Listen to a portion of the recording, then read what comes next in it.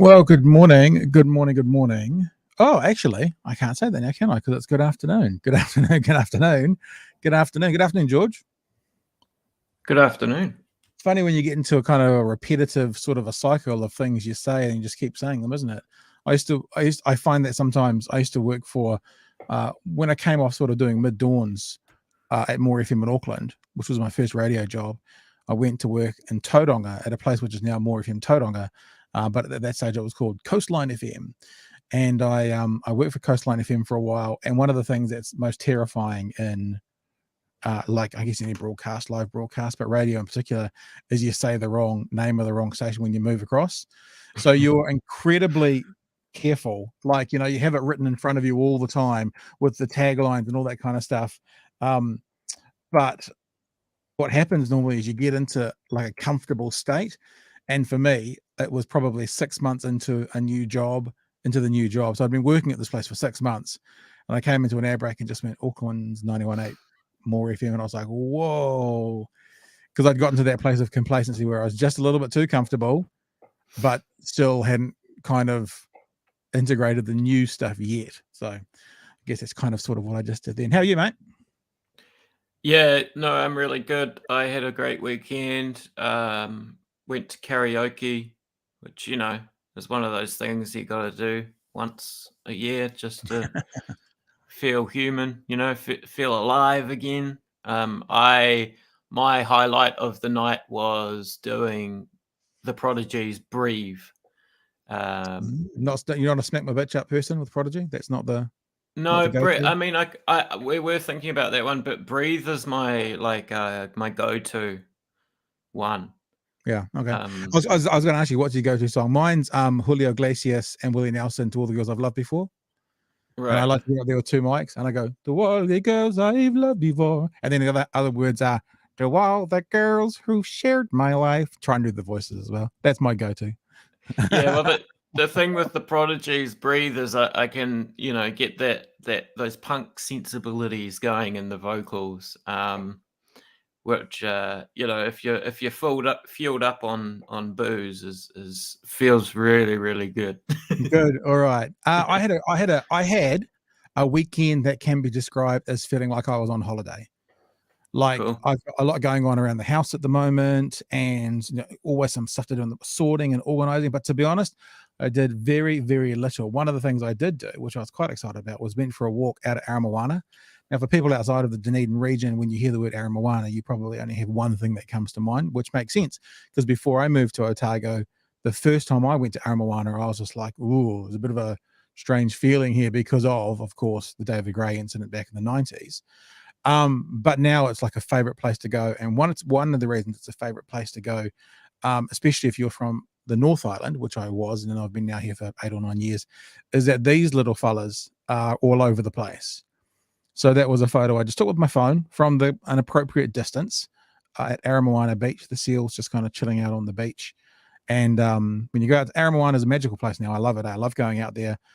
Took the dog for a walk, had the dog on the lead anytime we were near any seals. There was only about 3 lots of them on the beach. So obviously most of them are still out during the day feeding or doing whatever they do.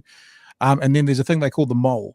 And I don't know why they call it the mole. Maybe it's a technical term, but it's basically a wave breaker between the Otago Harbour and Aramoana Beach that goes out for, gosh, how far? Probably a couple of Ks, certainly more than a K. That used to, I understand, like way back, maybe even in the 1800s, had the wharf next to it because there's still all these pylons going into the ground that you can see. And when you walk out there, you often find a whole bunch of seals at the end on the stones, on the rock, which are obviously, heated from the sun. So the seals hang out and lay there. And yeah, it's a pretty cool place to go. And I don't know about you, George, but I feel like we've had 3 or 4 amazing days of weather down here, sort of blue skies and sun, and did very little. Watched the rest of that Planet of the Apes trilogy over the weekend. Watched one on Saturday and one on Sunday. Watched a couple of episodes of this program on Netflix called Bullshit, which is a game show by Howie Mandel, which is interesting, and just really chilled out. Had the fire on all day Saturday and probably a third or half day on Sunday, and just sort of felt like, are you going to share the mole? Are you? I can see you looking. Well, I was surprised. You got it perfect. It's like a K. If you count, show us, bring it up. All right. So this is the video. Why don't you put it on satellite so we can have a squiz? Yeah, there you go. So there's the mole. So when you have a look, see where it says down the thing where it says where your screen's being shared, like bottom left, that was the beach I was on. Yeah, down the bottom part of the screen was the beach I walked down. Right the way, yeah, down there, right the way to the end. But there's the mole there. So it's a K, is it? Yeah, if you count it from here. Okay. If you're counting Mole Road. Mole Road. I was quite surprised to see a photo of seals or sea lions at McAndrews Bay. That really little, sort of almost artificial looking piece of sand at McAndrews Bay. I wonder if there's some sort of if that's some sort of indicator of environmental issues, or if they're just having a little visit. Yeah, don't know, but Aramoana is a fairly magical place. I've been out there a few times. If you look at my Instagram feed, you go back a couple of years, you'll see I've got photos of whales playing in the entrance to the Otago Harbour and all sorts of interesting and pretty cool sea life out there. So yeah, I love it. So that was sort of my weekend. Honestly, I got to the end of Saturday, and I said, this feels like a holiday. It feels like a day off, because it's not that we did nothing at all, because there was still stuff to do, little things to do around the house, and the house was tidy and there was vacuuming and that kind of stuff. But there's some big moving stuff going on at the moment. I did none of that. So since starting this thing, if you're joining us now and you don't know who we are, that's because we normally broadcast at 11, but this week we're going to broadcast at midday. Since starting this especially, I realized how important my weekends now are, because it's like there's stuff on every single day and there's a lot of it going on, 12, 18-hour days, and I'm working a lot of the time. And weekends have become very kind of special, and this was a particularly special one. So there you go. Excellent. If you are just joining us, hi, kia ora, welcome. We're Big Hairy News, BHN, and we kind of have a news conversation every single day.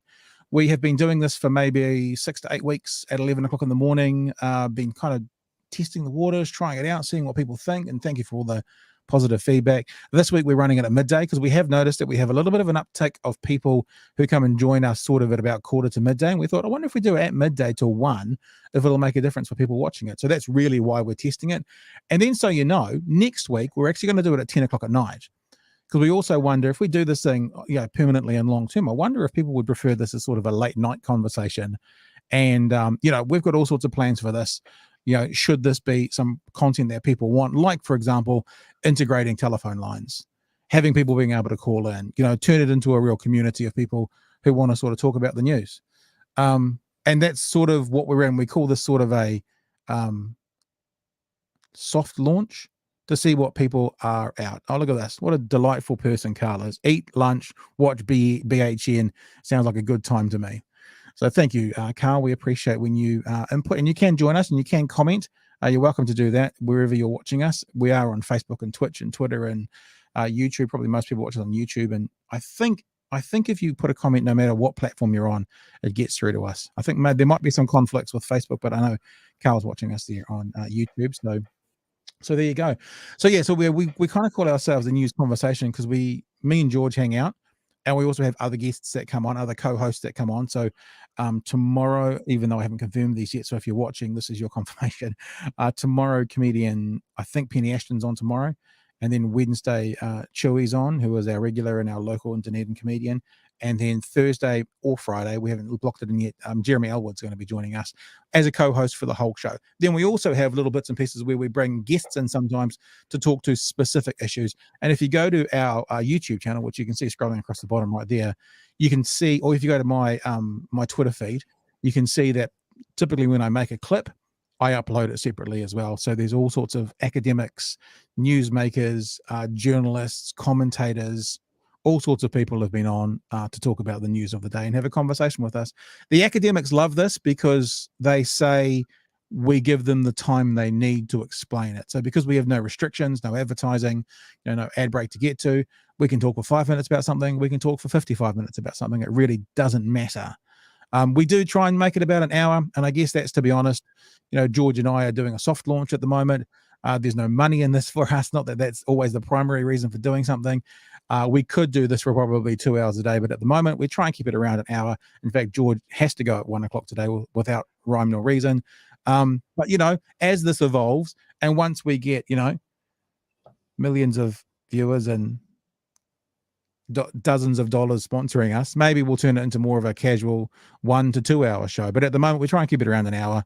We chat about some of the news stories of the day, and we really do welcome your interaction, whether it's as Carl just did there live during the show, or whether it's post the show. You can still comment on all those platforms as well. And as we've said before, if you hit up patbrittenden.com, there's a contacts tab on there as well. You can come directly to me if you've got any ideas or thoughts or suggestions. We just really, because I guess what I don't want to do, like I wouldn't want to build a house that no one wanted to buy or live in. What would be the point? So I don't really want to make a product that no one finds necessary or no one wants. So that's why we call this a soft launch. We want to know what you guys think, and we're just having a bit of fun, having a tutu along, trying this new thing out. Fair, George? Fair what I just wrapped? Excellent. Thank you, sir. George is also, for those of you who might be new to us, is also a tutor in journalism at Otago University. So he's sort of in charge. He's sort of the brains of this operation. I've just got the mouth, a very large one, and can talk a lot. Anyway, should we get into it, shall we? Yeah. Okay, so let's start off with the conversation around. I'm actually. It's really there's two angles to this conversation for me. It's sort of, but not really, about ram raids. It's kind of about how National at the moment has done an incredibly good job selling this as a significantly massive issue. It's about what governments can do enforcing a policy to change behaviors in society. And it's also about how the media and others, including Labor, have picked up on this narrative. You see, ram raids are a thing that are happening at the moment that, in my opinion, are pretty rare and not very often. Like compared to, say, a normal robbery, how many of those happen per night? Ram raids are a small percentage. But the National Party in particular have done very, very well. And this is a congratulatory statement to them, because they're an opposition party, at changing the narrative to this being so important that now the government are saying this is a huge problem. Now, if you're in a shop that's been ram raided, you'll probably hate me for saying this, but in my opinion, ram raids are not a particularly big deal right now. They are an event that's happening. They are something that's going on, but they are not, when it comes to crime in New Zealand, the cost of crime in New Zealand, a particularly significant issue. Right, that's where we'll start it. The Prime Minister was on breakfast this morning, and she was asked by the interviewee about the release of the funding conversation over the weekend. There are many who are saying that this funding release is purely because the government's being slammed in the media about ram raids and that they're quote unquote soft on crime. That's something else that National has done very, very well, has portrayed this idea that the government is soft on crime, and so now many media outlets are running with it. So the Prime Minister was asked this morning about why this announcement was made, and she was asked specifically what was the priority with the new funding. What was the priority with this new funding? Safer communities, and making sure that New Zealanders feel safe and that our police force is safe in the job that they do to ensure that every single day. So that was our focus. And here in politics, we've been around it. I've been around it for a while, and I have, every single cycle, you'll hear this tough on crime, soft on crime rhetoric.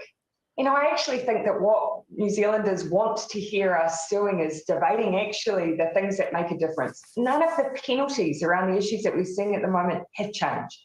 So you can't argue that we've got this government at the moment that's somehow soft on that criminal offending. They have not changed. But what we need to change is the prevention work that we do and the rehabilitation work that we do, because those are the things that stop people from being victims and stop reoffending. So there you go. So that's why I say National has done very well in selling this narrative, the narrative of the government being soft on crime, because actually nothing's changed within government policy, government funding right now, sentencing, nothing has changed. So if they're soft on crime now, then they were basically soft on crime 12 months ago, they were soft on crime 24 months ago, and they were soft on crime when National was in, because nothing's changed.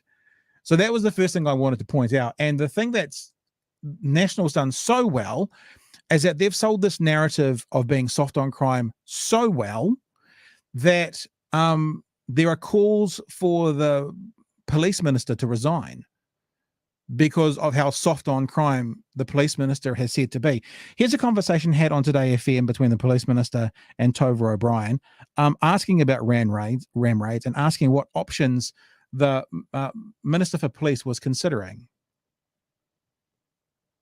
Oh, sorry, Minister. I think we dropped you for a second there. The question was that you're talking with other ministers about what to do to combat ram raids. What are you looking at? So there's a range of measures. Ram raids are, as you know, a spike in demand right now. And outside of the budget process, we're looking at what we can do to support small businesses to operate safely. When you say a spike in demand, do you mean by shopkeepers ram raids. Do some? What is the spike in ram raids you mean? Yeah, spike in ram raids. Right. And we have to deal with that. So how long have you been working on this, whatever it is that you're doing or not doing yet to combat ram raids? Well, there has always been a group of ministers working on the issue of youth. We have taken the tack in recent weeks to actually concentrate on supporting small businesses to operate safely. So we're looking at a range of measures. We've got a meeting this afternoon to finalise some details of that. And how many more ram raids have there been this year on the same period pre-COVID? How bad is the spike? Well, the spike, it is bad. And it's something that is troubling all of us. So the response to that is to deal with it. And I've paused it there because then what happens in the interview is they go into a to and fro about how many, tell me how many has it been, which I don't think is particularly useful for what we're doing. So the narrative of ram raids has got now the government saying this is a really, really bad issue. Now, the reason the government has to say that is if they actually, my opinion now, my honest held belief, tell the truth and go, statistically speaking, ram raids are over the course of all of crime is not that big a deal at the moment, then they're going to get slammed even further. So they need to address this like it's a really, really massive issue. The next part about this is what can the government do to change this? Because the government is being charged with sort this out. And I want to be really clear. I would love to hear from you if you're watching. Pass comment, right? Put it in the box. I don't care who the government is. This question would be valid for any of the government. Share your thoughts if you've got some answers to this question. What can a minister do in Wellington, a government do in the Beehive, or almost any government agency do to stop a teenager or a group of teenagers from stealing a car and driving it into the front of a shop? I mean, what is the practical application for that stopping? Is it an issue? Okay. How do we address it? Okay. What can the government do? That's actually what I'd like to know. And that's actually, I think, what all of us would like to know ultimately, because if this is a big problem, let's go with that. What can the government do about it? And I would suggest there's not a lot. There's not a lot to stop little Timmy from living in whatever suburb you choose to name in the part of New Zealand that you're living in, breaking in and stealing a car and heading off. Probably the thing to do would be drive a huge amount of funding and resource, not into policing, but into preventative manners that start when the kid is being born. So they don't go down the path to end up being a kid in a situation where a ram raid is a viable option.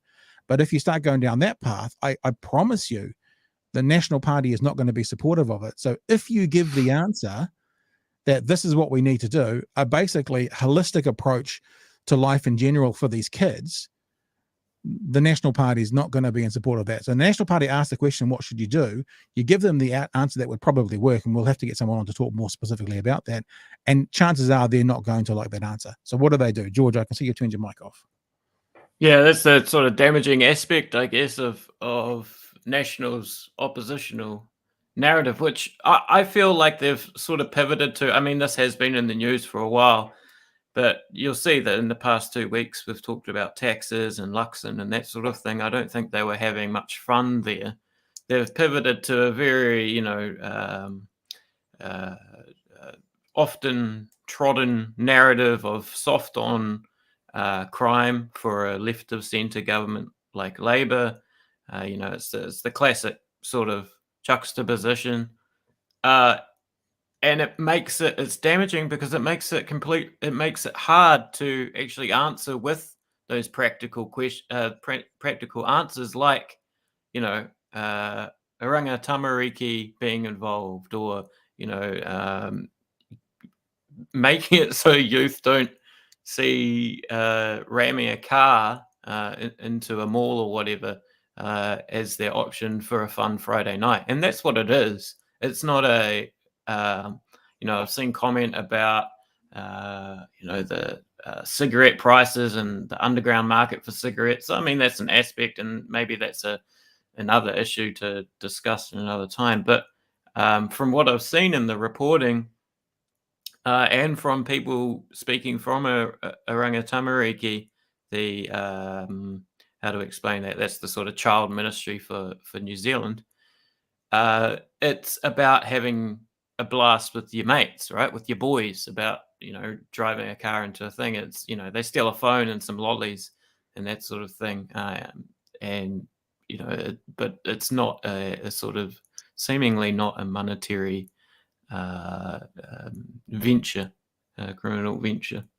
But yeah, so my main point there is that, this moral panic sort of stagnates any conversation about any policy or whatever that would be helpful here. It totally closes down conversation, because it becomes, if you're not talking about some sort of police response to this, then suddenly you're soft on crime.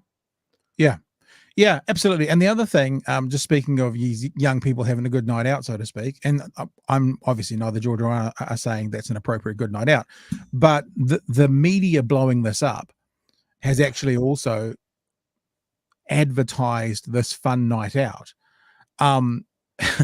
So I wouldn't be surprised at the absolute amount of attention this has gotten within the media. Has actually, you could probably draw a direct line. Like, if you got any of these kids that were doing it, I guarantee you some of them are going to be saying, "Oh, I heard such and being talked about by such and that," or mum and dad were talking about it because of the media, because they heard it on. I reckon there'd be a direct line here between some, I'm not saying all, but some of the ram raids and the elevation of the exposure of the ram raids within the media as well. Yeah, there's Jacinda Ardern's response was great. It's a spike, not a trend, I think, is probably the way of dealing with this. But you're right. The media spends a lot of newspaper inches on TikTok and its effect, and it's obviously a player here. But they're also getting a lot of time on the nightly news, the boys in the mall and what have you. Yeah, I don't know about if you've seen it, but the video of some of those cars and the kids running after it going through the malls, if those offenders haven't been caught, every time they see that, they're going to be like, "Woohoo! Look at us! Look at us!" And they're going to be probably sharing it with their mates, and they're going to be talking about it, and it becomes a competition. And it's like, well, you've got your gold medal of being on the news every second or third night. Let's try and get ours. I'm not doing that as a rationale for making it okay. I'm just being honest with you. That's what advertising is. Contrary to what Duncan Garner believes, that advertising doesn't work. If you advertise enough something being successful, then that thing becomes more attractive to a group of society. That's how it works. And what the media is doing at the moment is advertising ram raids. And I think in part we're seeing a result of that, of the adverts that these are creating, the advertising and the making it look like it's a fun and appealing thing for people to do in some part. I'm not absolving those young people of their responsibility, but I'm saying in some part it's a contributing factor. Just quickly, in terms of the trend in the past, 2 years, there's a 65% decline in youth crime offending rates. Obviously, COVID has a part to play there. Sure. As well, but this is from the Justice Department's Youth Justice Indicators summary report if anyone's interested in that. 88% of the offenders, of the 60 offenders, are under 20, and that's since October of last year. And even, looking at this a bit more, from orbit, so to speak, Oranga Tamariki says that 80% of their young offenders have been the victim of family violence. They're 10 times more likely to have a psychiatric disorder. Over 90% of them have a learning disability, etc., etc. So that comes to that idea of if the answer to this problem is driving a huge amount of funding into these children from when they're 0. Now, National won't like that solution, but that's the solution. So when National says, what are we doing about it? If the government actually came out and said, there's not much we can do about what's happening right now, but the solution is a generational one, and this is how it happens, they're going to get thrown back at them soft on crime. So I'll say it again. It's a congratulatory comment. National has done very well at selling this as a massive issue and a soft on crime issue. And now the media is picking up on it. I'm actually going to play another clip now to explain how this is still the case. So this is the same conversation from this morning on TVNZ. The conversation went into the idea about the actual funding announcement that came out yesterday. Why are you doing this? Are you doing this because you're getting so much shtick? Why are you doing this funding announcement now? What's it all about? Are you in trouble? I'm paraphrasing, but you'll hear I've actually included the question in this one, so have a listen. Prime Minister, this announcement came 11 days out from the budget 22. Was this always the plan, or has there been some pressure on your government to make this announcement early, given the fact that there has been an increase in ram raids? Those calls that this government is soft on crime are getting louder and louder. So was this actually planned, this announcement? Oh, absolutely. You don't produce over $500 million worth of spending overnight. This has been a piece of work that we've been doing as a justice team. I guess, and what I'm saying is, why wasn't it left? Why wasn't it left for budget 2022 next often week? See every government has often had pre-budget announcements, not unusual at all. And you will have heard us say that what we know will be dominating the budget period will be health and climate change. But this is a really important part of the work we're doing, and we wanted to make sure that there was awareness around that as well. So she's saying this is a common practice. Pre-budget announcements are a common practice, but because we wanted to make sure people in New Zealand were aware that this is important to us as well, we wanted to give it its own space rather than being tied up into other issues, which they're going to give more focus on budget day. That's the end of the conversation. Unless you say the Prime Minister's lying, and that's your perspective, but it's been explained why it was announced. That's it. I'll just finish off this clip. It's only another 30 seconds for wrapping up on what the Prime Minister, because she does then get into the conversation around how serious the ram raids and stuff are at the moment. Well, so we've plucked it out and put it out there early. What I will say, G-May, what has been a more emerging issue over the last few months, and you can see it in the statistics, has been the ram raid issue. I was looking at some of the numbers last night. And it's really since the latter half of last year that we really saw this issue starting to increase. So it's a spike rather than a trend, but one we absolutely need to address. So that's why you saw us talking about that yesterday as well. So, and I think that comes back to this idea that even Labor's been pulled into this narrative now. The government's been pulled into this narrative now that they need to address it. And yeah, all well and good. Don't disagree. It needs to be addressed, but it's become, and I wonder, George, if you've had an incredibly insightful look on this, where you basically said National was getting slammed last week around their tax comments. They tested the water with some tax stuff, didn't work for them, and so now they're going back to their. I mean, what are the tropes from the right or the far right? It's tax breaks, it's immigrants, it's soft on crime. Okay, tax breaks didn't quite work for us quite as well as we thought we would. Let's try that soft on crime. Oh, these ram raids are a good way to get into it.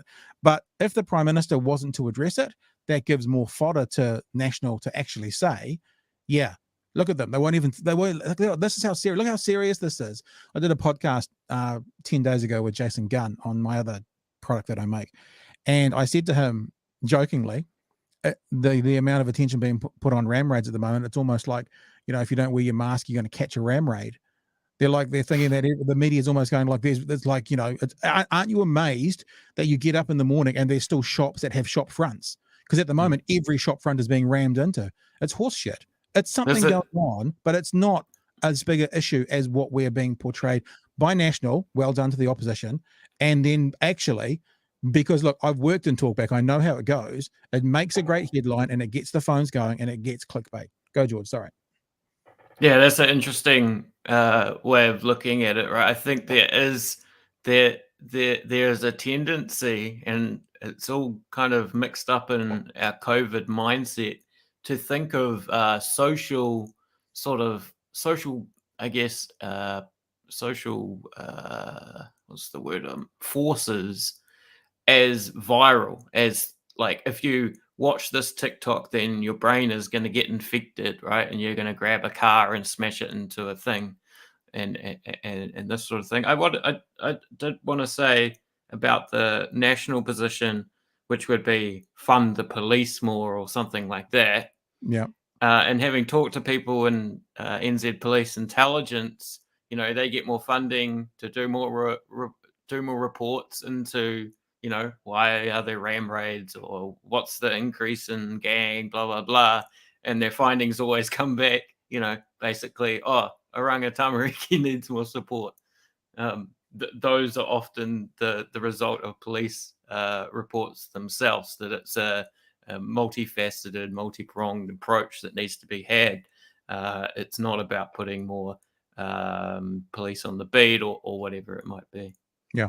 And we're going to move on to another part of the same kind of conversation now, which is actually about the funding. But before we do that, people who are commenting online as well, I'm going to say MoDots. We're going to go MoDots with that name. I believe heavily is social programs and education to reduce crime. I would love to see some evidence from government of how social programs have changed crime in New Zealand over a longer period of time. Carl says, any solution that is punitive in nature only serves to astroturf the situation. The only solution is wraparound support and addressing poverty. We go on to say, British Malaya Society says, it's a two-pronged situation. I know there are kids who do it because they know the consequences are light in the first place, but previous governments never saw this as a threat before. I guess that's also part of it, isn't it? What we're saying, it's not a problem that can be necessarily fixed in this instance. And the way to stop ram raids happening in 20 years from now is probably the wraparound situation, as people are saying. So yeah, there we go. So we're going to move into the second part of this conversation. It's been referenced in the first part, and that is the funding announcement that was made yesterday. We're gonna play this through. We're going to stop it a couple of times to have a bit of a chat about what's going on. But let's just play. This is from TVNZ News last night. This was the lead story about that announcement that's already been referenced and what the announcement is going to actually give New Zealanders. More than $500 million has been committed to keeping Kiwis safe from crime, with a raft of new measures revealed in a pre-budget announcement. The goal is to have at least one police officer for every 480 people in the country. So look, I wanted to actually stop there straight away. Is that good or bad? If you're watching, do you know? Is that good or bad? So there's actually stats around there that actually tell us what number of police officers have had per 100,000 people around the world. Now, TVNZ has talked about it as the 1 to 480. That's about 208 per 100,000. Right, so that's what that number would be, 208 per 100,000. You can see at the moment, if I go back to my thing, New Zealand is, or the world average is about 156 per 100,000. Obviously, that's going to be skewed a bit, because when you look at places like Vatican City, that kind of stuff, they've got 15,000 per 100,000 because of it, only got 130 because of the size. But it puts New Zealand already. New Zealand is already at, we're in here, aren't we? There we go. New Zealand's already at 197. So the solution that the government is giving, that is being sold in the media now, is 10 more police officers per 100,000 people is going to make all the difference. This is how kind of Labour is now also playing the game, that they've been challenged. You're soft on crime. They go, we're going to make this huge difference. 1 per 480. So you think about 10,000 people. Okay, 10,010 people are sitting in a stadium. Now, 10 of them are police officers. So, actually, I'm wrong. What am I saying? 100,000 people sitting in a stadium is what I meant to say. 100,000 people and 10. 110,000 people? 100,000 people, but 10 more. And 10 of them are police officers. That's the difference that we're being funded. You can see how the politicking from both sides is kind of horseshit. Because I think many of us will know that 10 additional police officers per 100,000 people isn't going to make a huge difference. It might make a difference, but it's not going to make a huge, and the word that we love in this show, meaningful difference. So that's what that 1 to 480 is going to make for New Zealand. If you're actually interested in having a look, like at like-minded countries, what would be a like-minded country? Australia? Can I do this in order of country are you? What's Australia out of interest? 264. So we're going to 208. They're 264. What about the UK? Would that be a like-minded? Probably. Scroll to the UK out of interest. I haven't looked at these yet, so they're going to be handy if they had England and Wales. So remember, Guy and Espineth saw that as a comparable in terms of law and order comparable place. Let's have a look. But they might just only have the UK. They've got Wallace. It's not Wales. Oh, they don't actually have the UK. They've got United States. So maybe they do have England. Have a look, eh? So yeah, so when I see details, England and Wales, there you go, they're perfect. England and Wales going to be about exactly what we're going to be. We're going to 208. It's 211. So we're going to be comparable. So when we see numbers like this, when I see numbers like this, the first thing I always want to do is, what the fuck does that mean? Is it good? Is it bad? Is it different? So 1 to 480 people is 208 police officers per 100,000 citizens. Let's keep playing. Gangs are also being targeted, with $94 million going towards tackling organised crime. And after a spate of recent ram raids, there's funding to help businesses protect themselves against these sorts of attacks. Senior political reporter Benedict Collins has details and reaction. This Mangere petrol station, the latest site of a late-night ram raid. The attack. So just to bring it to attention again, the way the media is talking about this, the funding is for crime, right? The funding is for more police. The lead story is about ram raids, ram raids, ram raids, ram raids, ram raids. How many ram raids have happened in New Zealand this week? I'm not saying it's not bad for these shops, but in comparison to how many, let's say, pieces of domestic violence have happened this week, you know, like what should the focus be on?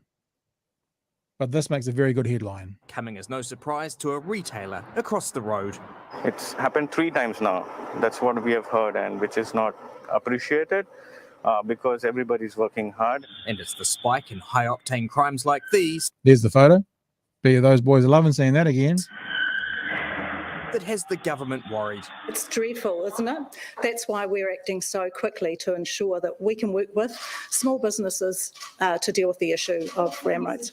How exactly they will combat ram raids isn't clear. We've got a little bit more work to do, particularly in consulting small businesses. Let's stop the ram raids. Let's actually stop them happening so they don't have to put bollards in, so they don't have to take more and more extreme measures in terms of trying to fortify their shops. We live in New Zealand. We should be the most peaceful and the safest country in the world, and we're not. Concerned. Consulting small businesses.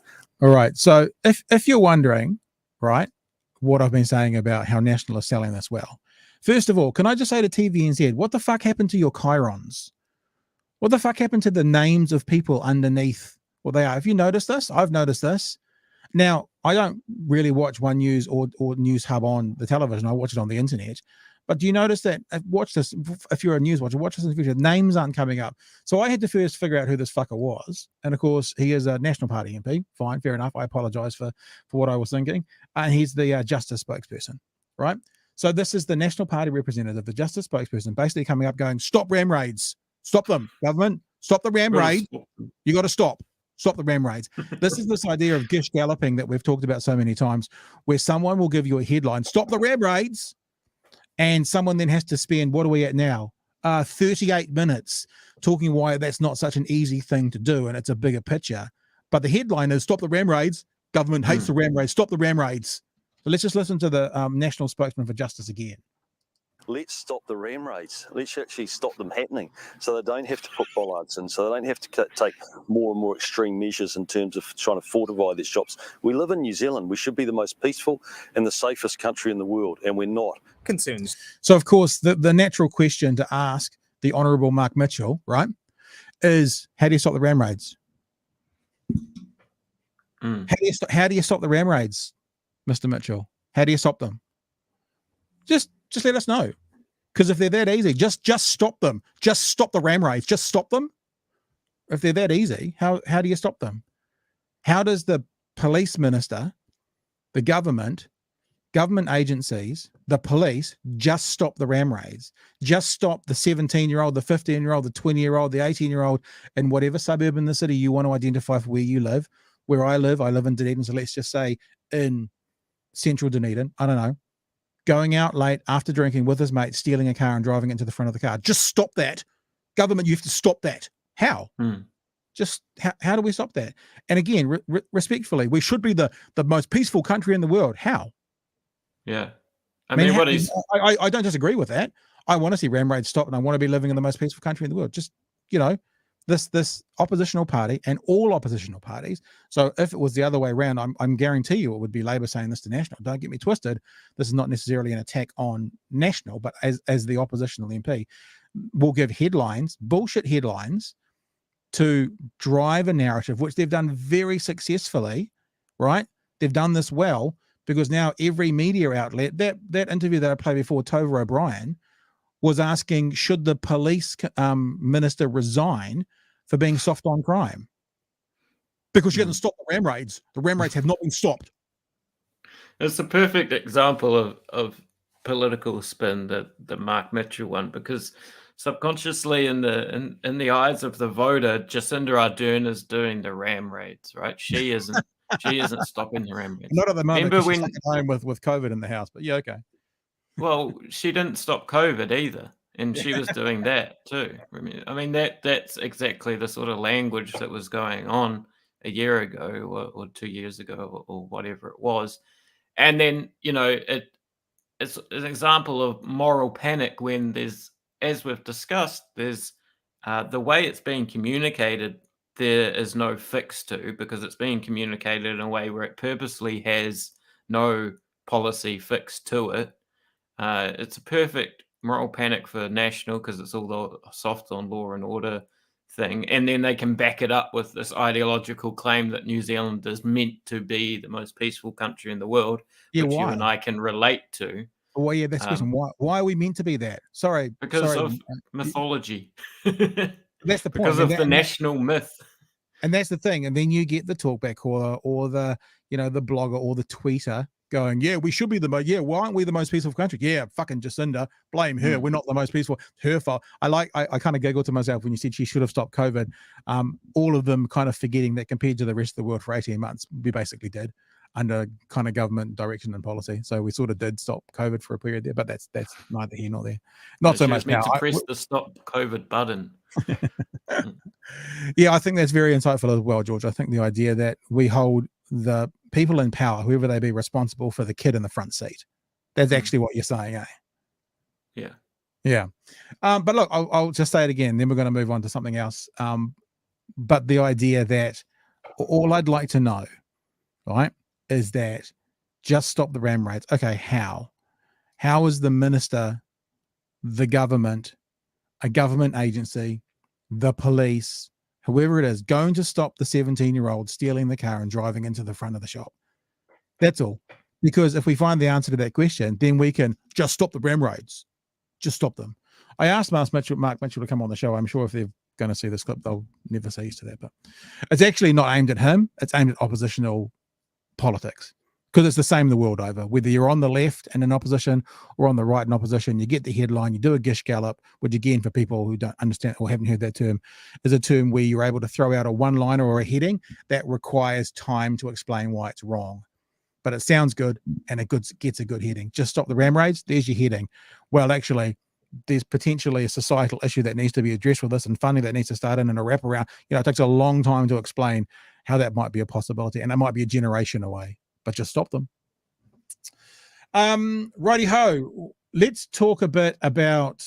We're seeing you just brought up COVID. Let's just talk a bit about COVID. In fact, you've got some stuff from Christopher Hipkins queued up. He was on, it was the Nation, was it the News Nation on News Hub in the weekend.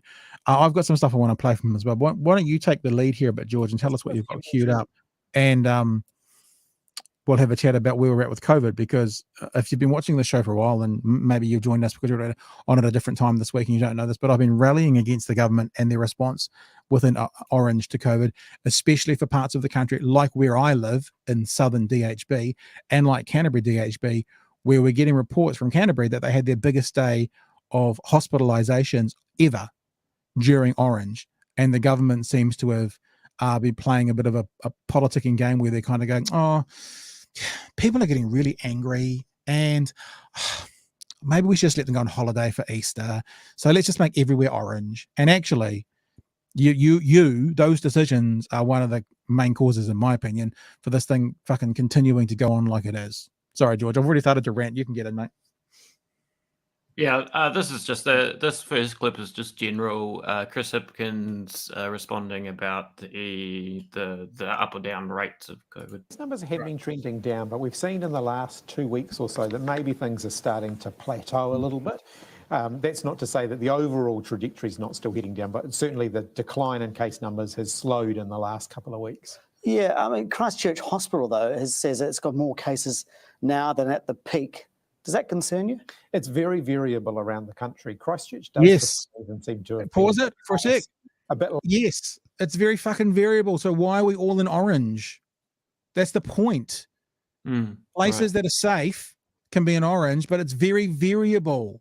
Why is everywhere at orange? Sorry, go again, mate. And I guess also the difference. I mean, we keep bringing this up. Southern DHB above the modelling, above the number needed to get on board their modelling in terms of this thing going away. Yep. Speaking of dying, the deaths are beyond also those projections. That's very hard to model. We know that our rates of hospitalisation are starting to trend down. That's a good sign. That does indicate that we could see a decline in mortality rates sometime after that. But then there's still a lot of water to flow under the bridge yet. We've still got winter coming, for example. We've still got the potential for another peak as we head into winter. And so the pandemic is far from over. Epidemiologists like Michael Baker are saying, look, we need to do something to dampen down these infection rates as we head into winter. Is there any chance that you would change settings? We are doing a lot to dampen down infection rates now. I mean, we still have some rules around mask use. That we are still within the COVID-19 protection framework. We've got people clamoring on one side saying, just get rid of all of the rules, let's just get on with life. And then people on the other side saying, actually, we need a much firmer approach. I think we have got the balance about right here. But there's no... Chris Hipkins. I'm going to grab it off you for a sec because I can see we've probably got some new people with us today because we've changed our time from midday till 1 for this week instead of 11 till 12. So I've banged on about this before, but I'm going to say it again. You're going to need to do the research in your own area for this, right? But we've been told by epidemiologists that for us to be kind of in a safe space, people hate that term, safe zone, safe area for this thing to basically be able to return to normal with COVID in the community, we need to have about 1,000 cases, new cases per day per million people. So that's 5,000 cases. Now you can see yesterday, actually overall, what was overall was 5,728. That sounds pretty good. That's pretty close to 5,000 for 5 million people. It's actually quite a good day. However, if you have a look at the breakdown of each region, so in the Southern DHB, there are between 3 and 350,000 people. That means for us to be in that safe space in Southern, we need to be at about 3 to 350 cases a day. To be honest with you, 528 is fucking amazing because up until yesterday, we were between 750 and 1,000 cases a day. Now you think at 1,000 cases a day, that's 3 times the amount we're being told that to return to kind of life as per normal with masks on is the safe area. I wonder if as time goes on, the unreported number goes up. Sorry, interrupting your train of thought, but the unreported number goes up. People are less likely to report their COVID. Well, just think, right? If we were 3 times the amount, if the actual overall number for the country was 3 times the amount and it was at 15 or 16,000, there's no way anywhere in the country would be opened up. It just wouldn't be. Yeah. So with a region, and this is not a good example because this is a great number, although I do notice on Sunday it's often underreported and it could go back up to 700 or 800 or 900 tomorrow. We'll have to wait and see. I hope it doesn't. I hope we're on the downward slope here. But it means that some regions are in that area that if it was mirrored through the whole country would be shut down. And this is what I'm saying. Why is the whole country at the same level? I mean, Canterbury, DHB. Canterbury last week was up around 1,400 cases, and they're only about 400 or 500,000 in their DHB. So what I'm concerned about and what I'm freaking out about on this government a little bit is for such a long time they seem to follow the science and follow the epidemiologist's advice. Now they're not. because epidemiologists don't agree. In fact, we've had Susie Wiles, we've had Michael Baker, we've had several people on, Michael Plank from Canterbury, and they all when I kind of go, what's going on? They all go, yeah, we agree with you. I'm like, why the fuck are you agreeing with me? You should be in line with the government, not with me. And so what's happening now under Orange is schools are being given the opportunity to either enforce masks or not. So the 2 schools that my children go to are not enforcing mask requirements. I know some schools are, but my 2 aren't. So we've been in a situation for the first week of this term where we've had 3 times the number here in Dunedin of daily cases than we're the safe zone, and schools have not been forced to wear masks. Principals are saying things like, and this is actually something that's come from one of the principals, and obviously I'm not going to identify the principal or the school, but saying things like we are following the advice from the government, but the government's not following the advice from the epidemiologists. And one principal said, well, we're not the experts, we're not epidemiologists, we're not the health system, so we're going to follow what the health system says.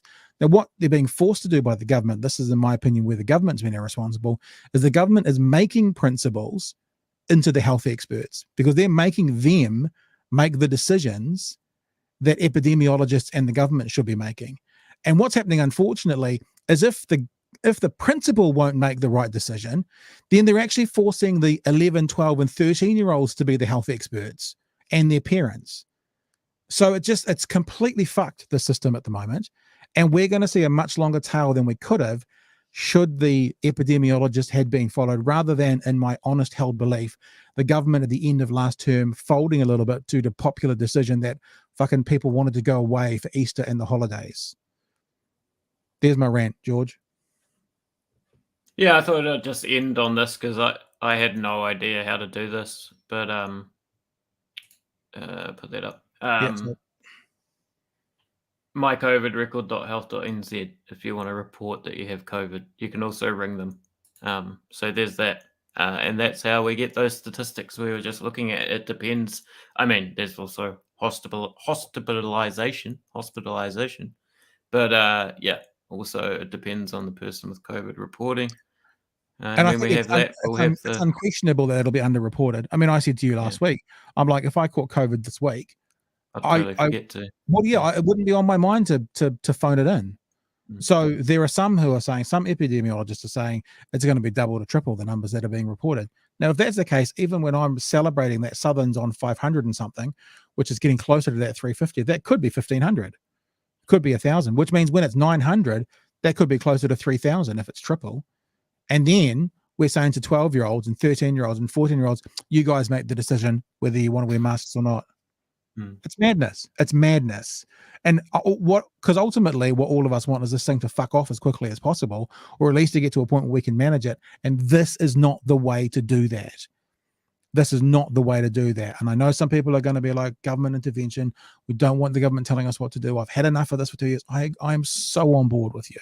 I so agree with you about being sick and tired of this. But being sick and tired of this and have it lasting another year, or being sick and tired of this having it last another few months in a serious way, I know which I'd prefer. But then maybe that's just me. To wrap up today, and George, I mean, if you need to go now, George, you can take off. I know you've got somewhere to be, but I'm just going to very quickly bring out a story about what's happening with some nurses at the moment. I'm going to play it. If you cut out, you can say goodbye. You can cut out whenever you want. All right. George. Yeah. I just want to say thanks for the interaction today from people as well, and I'm looking forward to seeing how this time slot this week works out. Yeah, I'll catch you tomorrow. Did I actually, before you go, did I actually play that clip about masks in schools? I didn't even play it, did I? I'm going to play that clip as you go. See you, mate. All right. Well, this is the same interview that George was playing before, and this is actually what the minister was saying about masks in schools. At the moment, school kids under 12, only 23% of them are double dosed, and yet, like schools last term, 51% of them still had COVID cases. Do you think that you've relaxed mask wearing in schools too soon? Yes. We've left it over to the schools to make decisions about mask wearing. So those schools where they think it's still justified, it's still adding a layer of protection that they need, they can continue to have a mask wearing policy, and many schools are doing that, and they have our full support if they make that decision. Schools are in the best position to be able to determine what they think is the need within their community. The school has just come back under Orange, borders open, no mask wearing. are you concerned that there could be an uptick there? I'll certainly be monitoring that very closely. And it's also such horseshit, sorry, but when he basically says, we trust the school to make the best decisions for their community. Well, government doesn't trust the school to make the best decisions for their community in many other areas. Why all of a sudden in this area? It bugs the crap out of me because what we're going to see is this thing go on for longer. This thing being COVID go on for longer than it should be. All right. Let's just finish up with one thing. And this is a bit of a crazy story. Well, it's not crazy, but for so long we've been treating like our hospital carers. They're our heroes. I mean, we've seen them all over the world. We've seen them in America, walking to work down the street and having all the people in the houses out there clapping for them as they've gone. Yet at the moment, what's happening is there are nurses who have caught COVID who are being stood down because they have to wait for a period of time before they get their next booster. And for some of them, it's really a difficult thing. Before we just go on to that, we'll just have a look what Gareth also said. All of my colleagues who got COVID was through kids, especially primary school kids. Exactly. That same. I wouldn't say all for me, Gareth, but I know lots and lots and lots of people who have got COVID from their kids. So just think that for such a long time during this COVID period, we've been treating our medical staff like they were the absolute martyrs of society and we owed everything to them. And now we're getting stories like this. For 7 weeks, this ICU nurse was forced to take leave without pay as he waited for the all clear. Where is the humanity? And to stood down someone without pay, I was feeling like if I was some kind of criminal. Carlos is unboosted, but not by choice. He caught COVID earlier this year and is unable to get his third jab for 3 months post-infection. The exemption he needed to return to work was delayed by weeks. I just sat pretty much on my savings. Savings he'd hoped to use to see his elderly mother in El Salvador. The concern that I might not see my mom again, that's also difficult for me. It's a similar story for this nurse who's still waiting on an exemption. Special leave is only granted for 2 weeks. So I don't know. I don't know what will happen. Like most New Zealanders, I have mortgages, I have bills, and I have to put food on the table. To get clearance, nurses must first make an appointment with a doctor or nurse practitioner. If they agree a medical exemption is valid, this information is passed on to the Ministry of Health. It makes a recommendation to the Director General of Health, who will make the final decision. Then the COVID register is updated and the nurse is notified via email. In a statement, the DHB said there are... So can I just say again, if you're watching TVNZ, what the hell happened to your graphics, man? People's names, it's called Chiron in the business when it's a name underneath the thing, like this thing over, where is it? Here, that there with my name on it. It's called a Chiron, but for some reason TVNZ has stopped putting Chirons on with people's names and their positions on them. I just wanted to bring it to all of our attention as well, because there's this group of people at the moment who are have been looking after us and helping us and serving us and looking after the community for such a good amount of time through this time period. And when it comes time to them being looked after, especially financially, I'll have to say this and being fair and honest, because you've got to take every person's personal story with a grain of salt. But we're being told that some of them are now struggling financially because they caught COVID and they can't get their third jab because they caught COVID.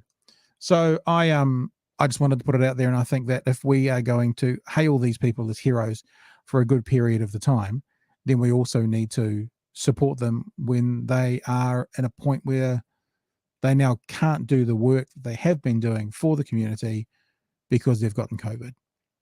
It just seems to be a situation. I mean, there's always going to be people who slip through the gaps, and this seems to be a gap at the moment that the government needs to figure out. There you go. Hey, thanks for joining us today. It's a new, and if you're new to this, if you haven't seen us before, I'd be interested to hear from you. I'd be interested to know, if you enjoyed yourself and stuff.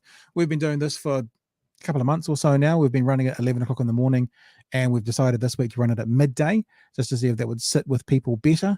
And as a reminder again, next week we're going to be running this from 10 p.m. because we want to hang out with people. We want to have conversations with people. If you're just joining us now, you're just seeing my big ugly mug, but normally there's a couple of us here. George had to shoot off to get off to an appointment. But we want to hang out with you and basically have a news conversation, talk news of the day with you and see what you think about it and be keen to get your input on it. So thanks for joining us today. Remember, midday. So we're back again tomorrow from midday. Gareth has said, likes the new time, Pat. All right, mate. That's good to know, Gareth, because this is what we're going to do. So this week is all midday.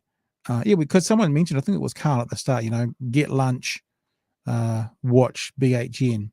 That's what we kind of thought as well. People take a lunch break and maybe they want to hang out.